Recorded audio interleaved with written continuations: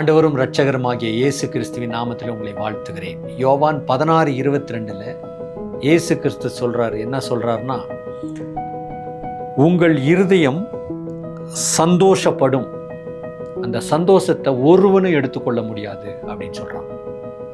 அப்ப இயேசு கிறிஸ்து எந்த சந்தோஷத்தை குறிப்பிடுறாருன்னா, உலகம் தர மாதிரி உலகத்தில் இருக்கிற ஏதோ பொருள் பணம் கொடுக்கிற அந்த சந்தோஷத்தை சொல்ல, அவர் கொடுக்கிற ஒரு மகிழ்ச்சி.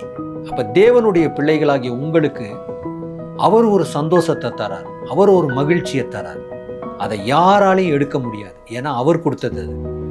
இந்த உலகத்தில் பார்த்தீங்கன்னா, பணத்தினால சந்தோஷம் வந்துச்சுன்னா கொஞ்ச நாள் அது போயிடும், பணம் போச்சுன்னா அது போயிடும். ஒருவேளை சில பொருள்களினால் அது வந்துச்சுன்னு வச்சுக்கலாம், அந்த பொருள் போனவொடனே அந்த சந்தோஷம் போயிடும். இப்படித்தான் இந்த சந்தோஷம் உலகத்தில் நிரந்தரமற்றது. ஆனால் தேவன் கொடுக்கிறது நித்தியமானது. அதை உங்களுக்கு தருகிறார், அதை உங்களுக்கு தந்திருக்கிறார். ஆகவே நீங்கள் கவலைப்படாமல் அந்த சந்தோஷத்தை அனுபவித்து கர்த்தருக்குள்ளாக மகிழ்ச்சியார்கள். கர்த்தர் உங்களை ஆசீர்வதிப்பார். ஆமென்.